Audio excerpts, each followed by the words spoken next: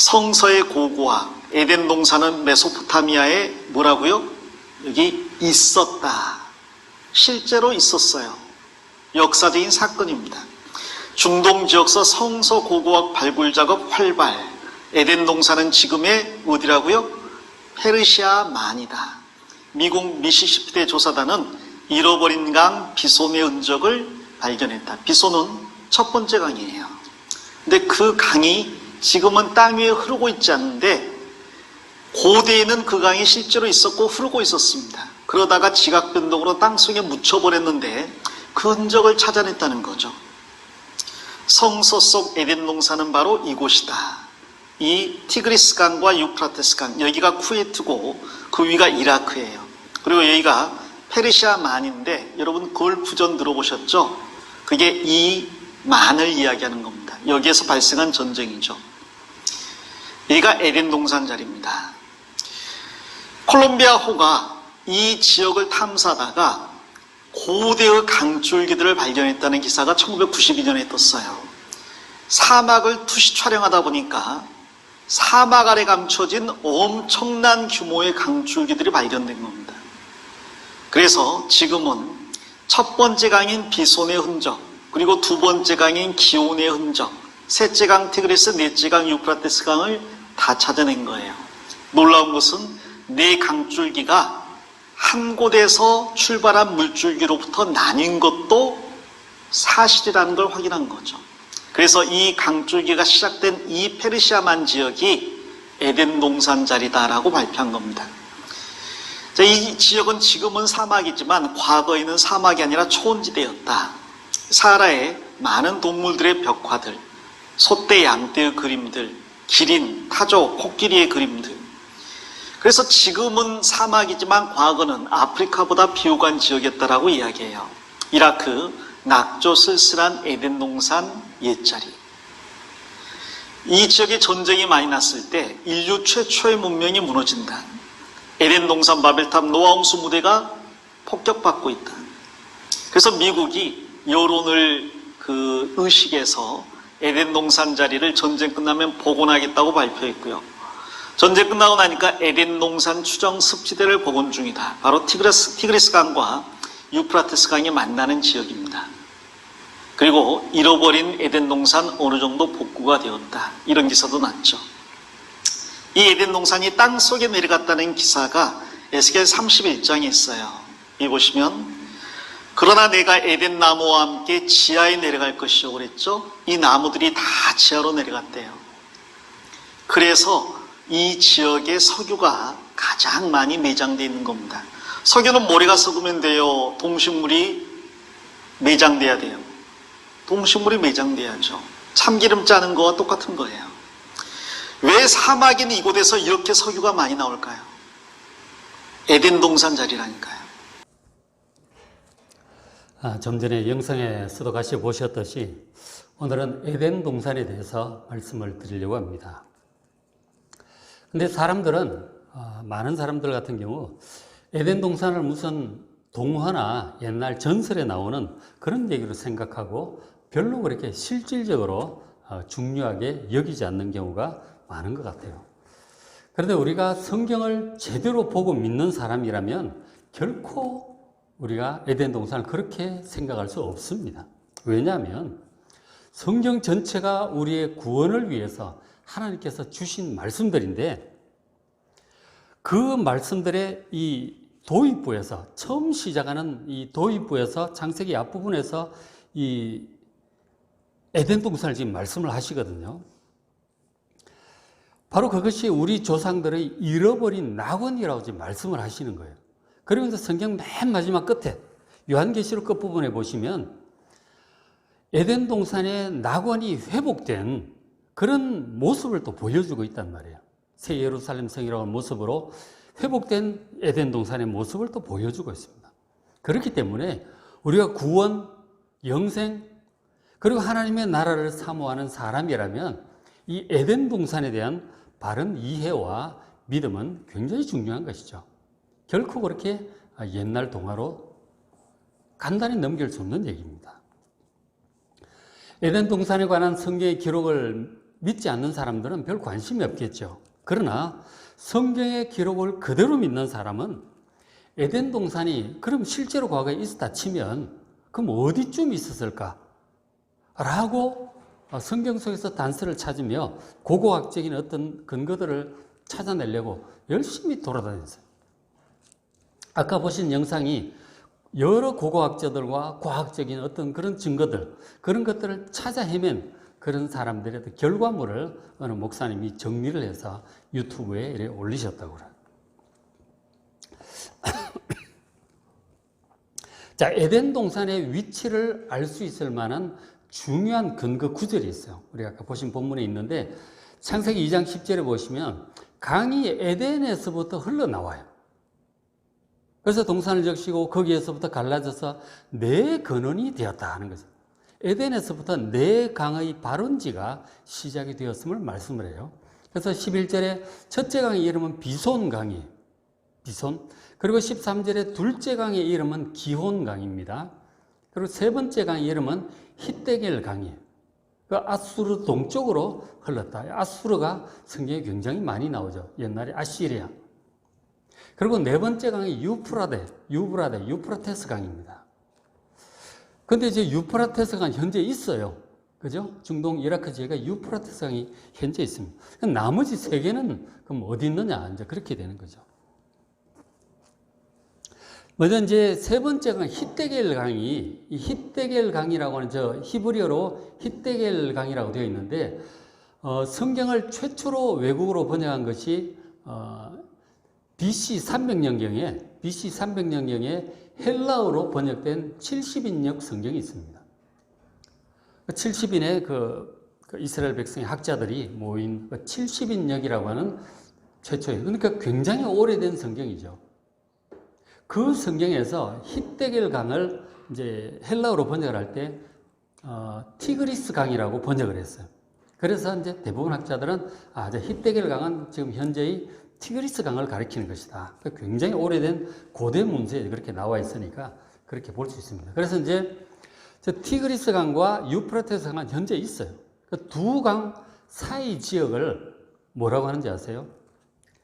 4대 문명의 발생지 중에 하나인 메소포타미아 지역이에요.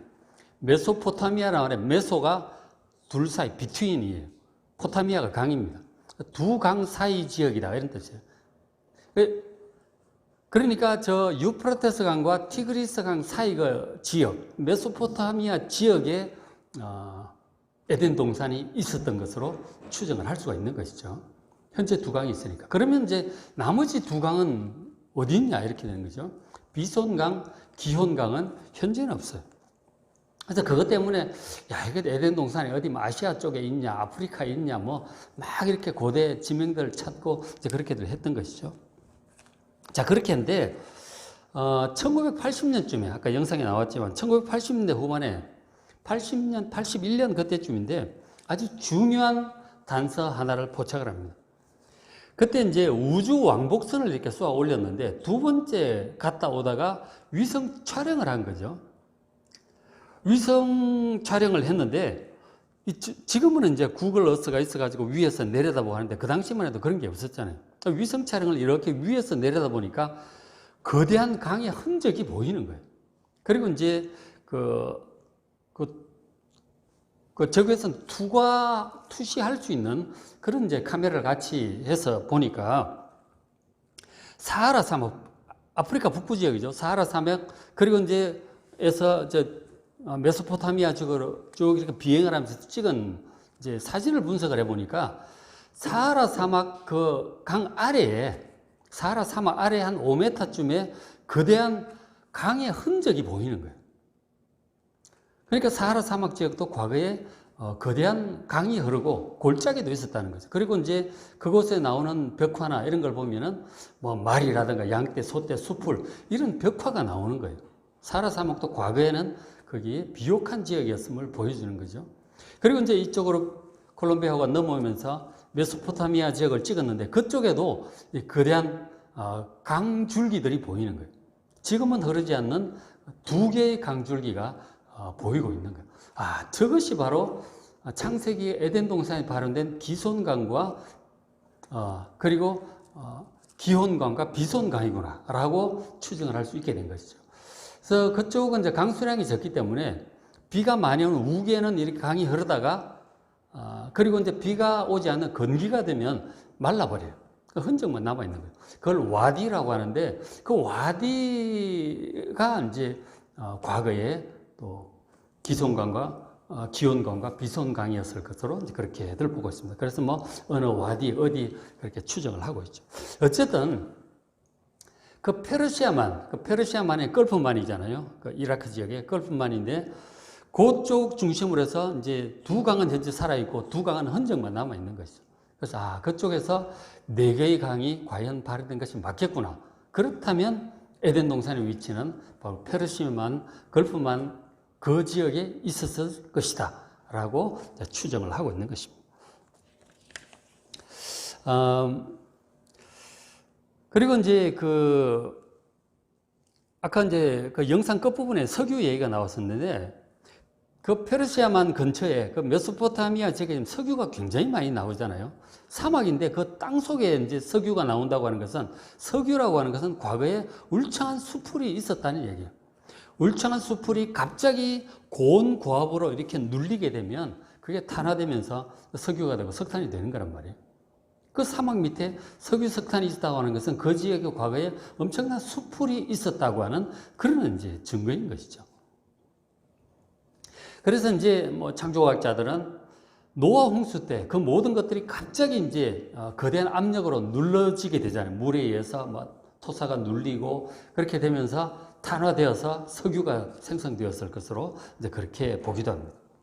그 사막 아래에 엄청난 석유들이 매장이 되어 있는 것이죠. 그래서 그것이 에덴 동산 지역이었기 때문에 그랬을 것으로 그렇게 보는 것입니다. 어쨌든 이런 것은 이제 일부 학자들의 노력과 추정인데 어쨌든 여러분 성경에 기록된 에덴 동산에 관해서 좀 더 실질적인 믿음을 가지시고 관심을 가지시기를 바랍니다. 이 에덴 동산은 굉장히 중요한 것입니다. 자, 지금은 사라져버린 이 에덴 동산, 그리고 노아 홍수 지나면서 더 이제 그렇게 흔적이 그렇게 되어버리겠죠. 자, 사라져버렸는데 원래 이 에덴 동산의 모습은 어떠했을까요? 창세기 2장이 그 모습을 보여주고 있죠. 자, 창세기 2장 8절에 보시면 여호와 하나님이 동방의 에덴에 동산을 창설하시고 그 지으신 사람을 거기 두시니라 이렇게 기록합니다. 동방이라고 하는 것은 지금 성경을 본 사람들 자체가 이스라엘 사람들이었으니까 이스라엘 지역에서 볼 때 동방 쪽인 것이죠. 제가 지난번 성탄절 때도 동방박사 얘기를 했는데 그때는 이제 이스라엘 동쪽의 동방을 바벨론으로 이제 그렇게 학자들은 본다고 얘기를 드렸는데 어쨌든 이스라엘 동쪽 지역에 그러니까 이 중동 지역을 얘기를 하고 있는 거죠. 메소포타미아 그 지역이 이스라엘에서 볼 때 이제 동방입니다. 어쨌든 그 동방의 에덴에 하나님께서 동산을 창설을 하셨어요. 그리고 아담과 하와를 거기 살게 하셨단 말입니다. 근데 저기 동산이라고 하는 단어가 먼저 에덴이라고 하는 단어 자체는 기쁨, 환희, 만족 이런 뜻을 가지고 있는 히브리어 어근에서 나온 것으로 그렇게 학자들은 봅니다. 그러니까 기쁨과 환희, 아름다움 이런 뜻을 가지고 있는 게 에덴이에요. 거기에 동산을 창설하셨는데 저 동산이라는 단어를 70인역에서 번역을 할 때 헬라어로 파라데이소스 그러니까 영어로 패러다이스라고 번역을 했어요. 그러니까 바로 저 에덴이 낙원임을 그렇게 말씀을 하는 것이죠. 그러니까 우리 사람들이 하나님과 정상적인 믿음과 순종의 관계를 가지고 있을 때 우리가 사는 곳은 원래 우리가 살던 곳은 에덴 동산과 같은 낙원이었음을 여러분 기억하시길 바랍니다. 하나님과 함께 정상적인 관계를 유지하면 바로 낙원이에요. 그것이 낙원입니다. 그것이 깨어지면 낙원에서 쫓겨나는 것이죠. 자, 그런데 이제 저 동산이라고 하는 저 단어가 기본적으로 뜻이 정원이에요, 정원. 영어로 garden이라고 번역하죠, garden. 그러니까 정원이에요, 정원. 정원 알잖아요. 요즘 우리가 이제 주로 아파트에 많이 살고 도시 생활을 하다 보니까 정원은 뭐 꿈도 못 꾸죠. 그냥 밑에 조금 있고 그렇게 하는데, 원래 사람은 정원을 꾸미고, 그러기에 이제 각종 꽃도 심고, 뭐 야채도 기르고, 나무도 심고, 과일도 일르고 그러는 거예요, 원래. 그리고 동물들도 키우고, 그러면 사는 게 정상이거든요. 그 어울려 사는 게 정상적인 모습이고, 그렇게 살아야 행복하게 살 수 있습니다. 제가 몇 년 전에 그때 어느 세미나를 갔었는데, 그 세미나 강의 중에 하나가 뭐였느냐면, 에덴 동산과 관련을 해서 정원에 관한 그런 소개를 하셨어요. 인간은 원래 정원을 꾸미고 그런 데서 살게 되어 있다는 거예요. 물도 흐르고, 다리도 있고, 뭐, 꽃도 피고, 새도 울고, 동물들도 왔다 갔다 하고, 그게 그런 데 살아야 행복한 거예요.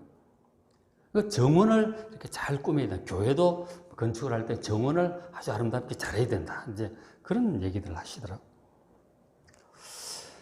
지금은 우리가 그게 잘 안 되는데, 도시 생활이. 근데 원래 이렇게 정원을 꾸미고 살아야 되는 거예요. 그러니까 뭐, 야외로 이제 그런 집을 짓고 나가는 분들 있죠. 요즘 자연인 모습도 보는데, 일견적 부러운 면도 있잖아요. 그러니까 자연을 가까이 하면서 사는 그런 것들이 있어요.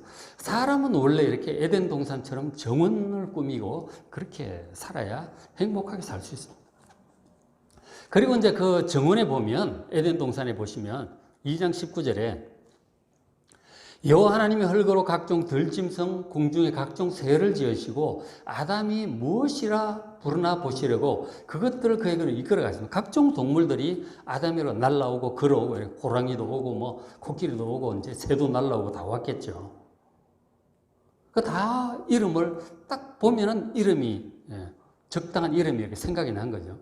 그래서 이름을 부르면 그게 이름이 되는 거죠. 그리고 아담은 그 지어진 이름을 아마 다 기억을 했을 것입니다. 그러니까 굉장히 머리가 지금보다 훨씬 좋았던 것. 타락하기 전에 인간의 능력이라고 하는 것은, 지적인 능력이라고 하는 것은 지금과는 비교도 안 될 만큼 대단했을 것으로 봅니다. 제가 가끔 말씀드리지만 지금 우리 천재들 속에서 보이는 그런 능력들이 있죠. 계산 능력, 기억 능력, 창조력, 음악적인 능력이 있잖아요. 타락하기 전에 우리 인간들이 원래 다 가지고 있었던 놀라운 능력인 거죠. 딱 보면 이름이 딱딱 떠오르는 거죠. 그 모양이 맞는. 근데 과연 그때 아담이 사용했던 언어가 무엇이었을까? 그건 잘 모르죠. 어떤 사람 히브리어였을 것이다 라고 하고, 어떤 사람 뭐 이런저런 얘기를 막 하는데 모릅니다. 원래 언어가 하나였는데 바벨탑 사건으로 인류의 언어가 다 흩어져 버렸잖아요. 그랬기 때문에 어쨌든 아담이 이름을 다 지어주었습니다. 요즘 사람들이 이제 애완견 많이 기르잖아요. 애완견 많이 기릅니다. 아주 귀엽죠. 강아지도, 고양이도 많이 기르고 있죠. 그리고 이제 동남아 쪽에는 그 원숭이도 많이 기르더라고요. 참 귀엽더라고, 원숭이 보니까. 많이 애완견들 길러. 그러니까 동물들하고 원래 이렇게 어울리면서 살아야 사람이 행복한 거예요. 제가 이제 한 유튜브에 보니까 애완동물 중에 가장 비싼 애완동물 리스트가 나와 있다고 보니까 어떤 애완동물이 비쌀까요? 자, 아래에서부터 몇 가지 말씀드리면, 치타를 이제 애완견으로 키우는데 500만 원에서 1000만 원 정도로 이렇게 새끼를 이렇게 이제 사고 파는 거죠. 그 다음에 좀 더 비싼 게 표범 새끼가 1000만 원에서 한 1400만 원 정도에 거래가 된다고 해요. 그 다음에 수달이 의외로 또 인기가 있어요. 수달이 1600만 원 정도에 거래가 된다고 하고, 반달곰 2000만 원 정도에 거래가 된다고 해요. 그 다음에 더 비싼 게 사자. 이 사자 새끼가 상당히 인기가 있는데 4천만 원에서 8천만 원 정도 거래가 돼요. 그리고 가장 비싼 게 뭔지 아십니까? 흰 사자. 흰 사자 레오 아시나요? 흰 사자가 1억 5천만 원 정도 이렇게 거래가 되었다고 합니다. 그는 희소성 때문에 그랬겠죠. 그러니까 우리 조상 아담과 하와는 타락하기 전에 에덴 동산에서 이런 모든 동물들을 기르고 함께 교감하면서 그렇게 살았던 것 같아요. 그때는 잡아먹고 이런 걸 하질 않았으니까, 노아 홍수 이후에 잡아먹고 이제 그런 일들이 생겼잖아요. 그러니까 이런 동물들을, 새들도 날라오고, 그리고 애완동물에 제가 안 듣는데 새들도 굉장히 비싼 새들이 있더라고요. 굉장히 비싼 새들이 있어요. 새들도 기르고 각종 동물도 뭐 기린도 있고 코끼리도 있고 뭐 다 그런 이제 동물들이 있었을 것으로 봅니다. 그런 동물 우리 이제 동물들 좀 가까이 야생 동물들 가까이 해보려고 하면 도망가잖아요. 사람을 겁을 내고. 어느 유튜브에 보니까 다람쥐를 좀 이렇게 길을 들이려고 애를 쓰는 유튜브가 있더라고. 그러니까 정원에 먹이를 두고 조금씩 해가지고 다람쥐하고 점점 가까워지더라고. 조그만 다람쥐 있잖아요. 결국 자기 집안까지 막 들어오더라고. 나중에 새끼 낳아가지고 데리고 오고 그런 유튜브를 봤어요. 그러니까 동물들하고 교감을 하면 참 행복해요. 아주 귀엽고 이쁘잖아요. 그걸 다 잃어버린 것이죠. 관계가 깨져버린 거예요. 에덴 동산에서 쫓겨나면서. 참 이 동물들과 관계가 다시 회복되면 얼마나 좋을까요, 그죠? 이사야서에 보면은 그 새하늘과 새 땅에 관한 묘사들이 나오는데 그 동물들 얘기가 나와요. 아기가 뭐 사자하고 놀고 사자가 애가 사자를 끌고 다니고 독사굴에 손을 집어넣어도 안 물고 그런 내용들이 나와요. 그죠? 낙원이 반드시 우리 하나님의 자녀들에게 그렇게 회복될 것을 믿으시기 바랍니다. 그게 원래 모습이었다 하는 거죠. 자, 그 다음에 낙원에 또 이제 2장 9절 보시면 여호와 하나님이 그 땅에서 그 에덴 동산에 보기에 아름답고 먹기에 좋은 나무가 나게 하셨어요. 많은 과일 나무들이 있었어요. 지금도 우리가 과일이 많지만 지금 이제 기후에 따라서 과일이 다 다르잖아요. 근데 우리나라 과일이 참 맛있다고요. 세계 여행을 다녀봐도 어쨌든 아프리카 쪽 열대 지방의 과일 뭐 다 있는데 에덴 동산에 굉장히 많은 다양한 과일 나무들이 있었던 것 같아요.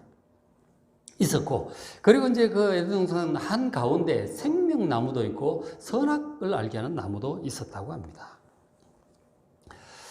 선악과 얘기는 나중에 조금 하고, 일단 먼저 생명나무 얘기를 먼저 좀 하면, 이 생명나무가 뭘까? 생명이라고 이름이 붙어 있잖아요. 그죠? 이게 뭘까? 이제 생각하는데, 이것을 이제 추정할 수 있는 그 구절이 하나 있는데, 3장 22절에 보면 이런 구절이 있어요. 여호와 하나님이 이르시되 보라 이 사람이 선악을 아는 일에 우리 중 하나같이 되었으니 그가 그의 손을 들어 생명나무 열매도 따먹고 영생할까 하노라 하시고 그런 말씀이 있어요. 저기 무슨 말씀이냐면 인간이 사탄의 꾀임을 빠져서 선악과를 따먹고 하나님께 거역하고 하나님께 이제 징벌을 받게 돼요. 사형 선고를 받게 되죠. 그리고는 에덴 동산 바깥으로 쫓겨납니다. 에덴 동산 바깥으로 쫓겨난 다음에 쫓아낸 다음에 하나님이 하시는 말씀이에요. 쫓아낸 다음에 하나님께서 말씀하시기를 보라 이 사람이 이 아담과 하와가 선악을 아는 일에 우리 중 하나같이 되었으니 타락을 했다는 말씀이에요.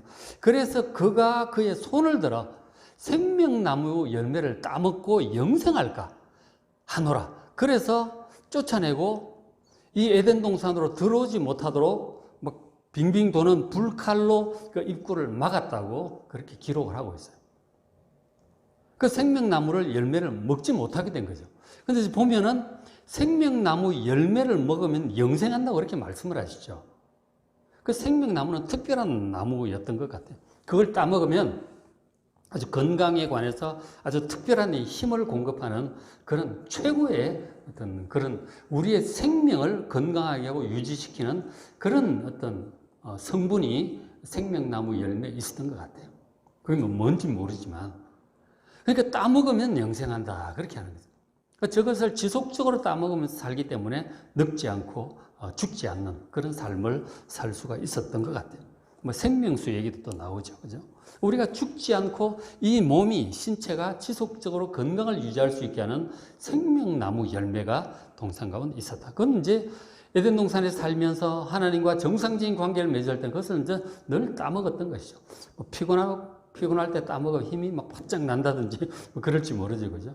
늙지 않고 죽지 않는 그런 아주 기가 막힌 열매가 있었던 것 같습니다. 그래서 도교에 보면은 전도 복숭아 이런 얘기도 나오잖아요. 다 이제 생명나무 열매에 대한 어떤 기억이 아닐까 생각을 하게 됩니다. 자, 그래서 어쨌든 안타깝게도 에덴 동산에 쫓겨나면서부터 그 이후로 우리 사람들은 그 후손들까지 생명나무를 따먹지 못하게 되고 아예 출입을 못하니까. 그래서 이제 늙어가고 죽게 되는 것이죠. 자, 그런데 이제 저렇게 잃어버린 생명나무 열매가 나중에 다시 성경에 등장을 해요. 요한계시록에 등장을 합니다. 자, 요한계시록 2장 7절에 부활하신 예수님, 하나님 우편에 앉아서 다스리시는 예수님께서 하신 말씀이에요. 귀 있는 자는 성령이 교회들에게 하시는 말씀을 들을지어다. 이기는 그에게는 내가 하나님의 나군에 있는 생명나무의 열매를 주어 먹게 하리라 그러셨어요. 그러니까 영적으로 신앙적으로 이기는 삶을 산 사람에게 하나님께서 하나님의 나군에 생명나무 열매가 있다고 하시는 거예요. 바로 낙원이 다시 등장을 해요. 에덴 동산이 회복되는 것이죠. 에덴 동산보다 더 좋은 낙원일 것입니다. 그 낙원에 생명나무 열매가 있고 그것을 먹게 하겠다. 그 영생하게 하시겠다는 거죠. 생명나무 열매가 다시 등장을 하니 얼마나 반갑습니까? 그렇죠? 다시 생명나무 열매를 먹을 그날이 오게 될 것을 여러분 믿으시길 바랍니다. 그걸 소망을 하셔야 돼요. 그리고 이제 생명나무 열매에 대해서 다시 한번 요한계시록 끝에 22장 1절에 또 그가 수정같이 맑은 생명수의 강이 있어요. 생명수 강이 있고 그 강 좌우에 보이니 하나님과 및 어린 양의 보좌로부터 나와서 길 가운데로 흐르더라. 그 새하늘과 새 땅에. 그리고 강 좌우에 생명나무가 있어요. 그 12가지 열매를 맺어요. 다양한 열매가 한 나무에 맺혔던 것 같아요. 달마다 그 열매를 맺고 1년 내내 맺힌다는 얘기죠. 그래서 그 나무 잎사귀들은 만국을 치료하기 위하여 있더라. 잎사귀는 또 치료제로 쓰인대요.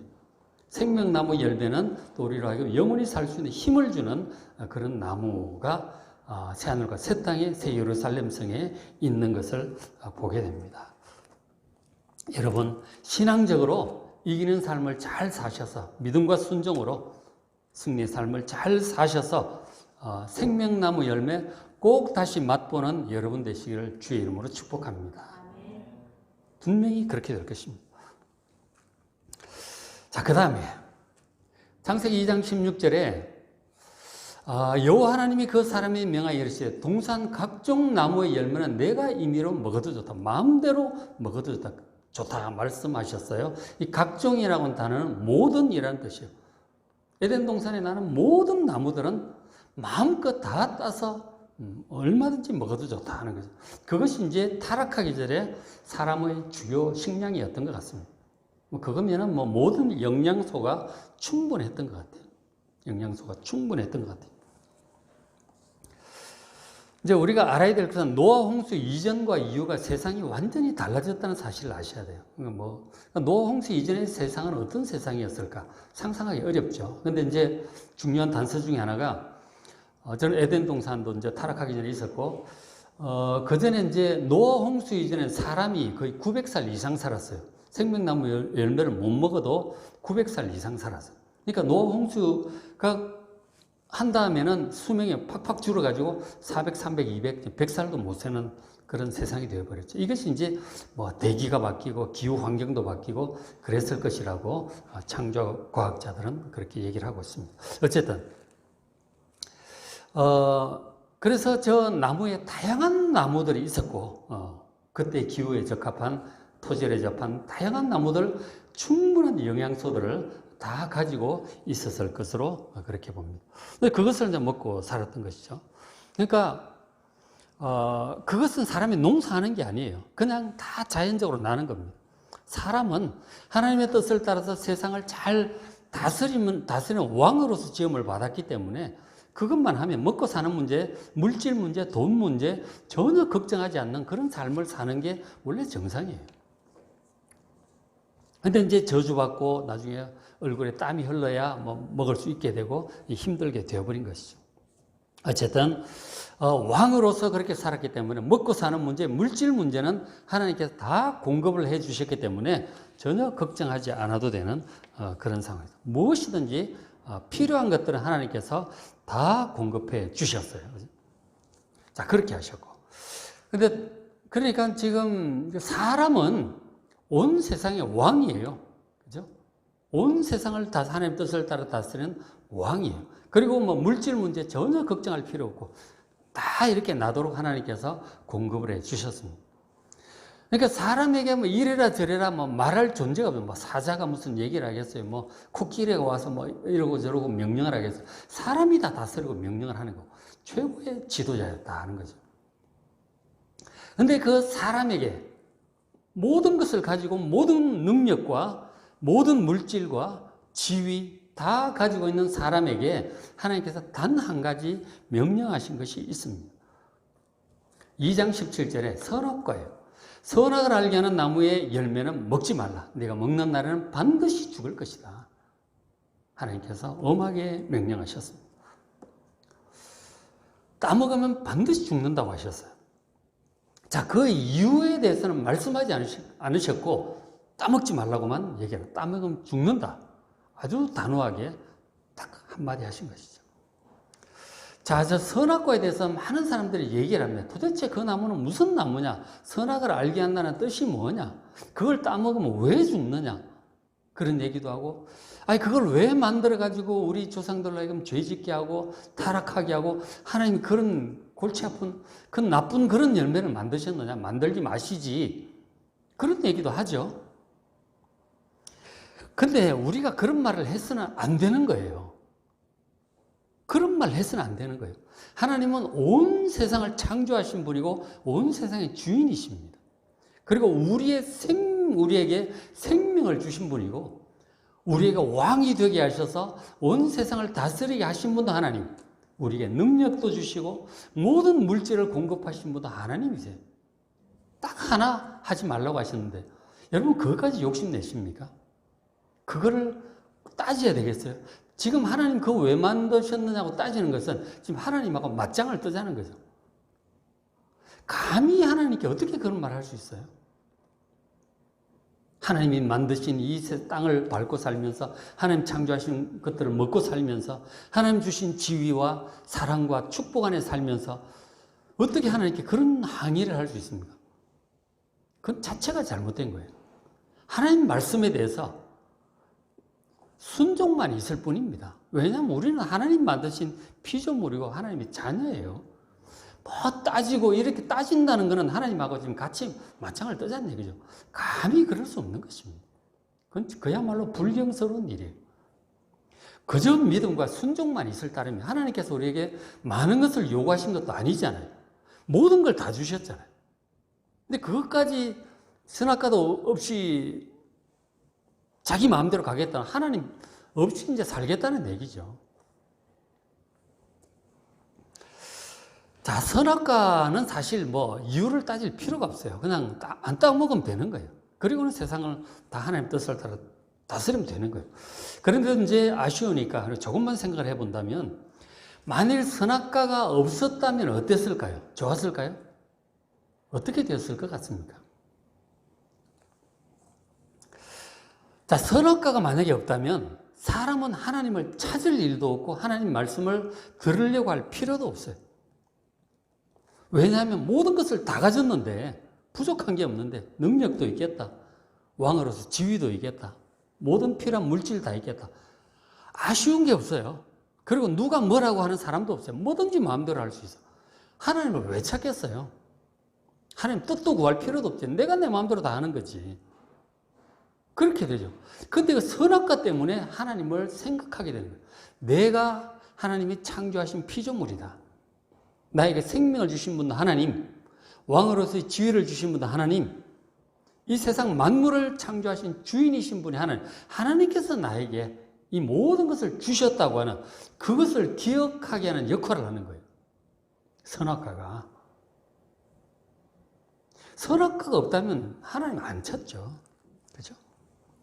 하나님을 안 찾으니까 선악과가 없었다면 하나님과 관계는 점점 멀어질 것이고 그리고 결국 하나님과 아무런 관계가 없는 남남이 되고 말 것입니다. 전혀 안 찾죠. 자, 우리가 지금 자녀를 낳아서 기르잖아요. 애들을 사랑하면서 키울 때 애쓰고 수고하죠. 그죠?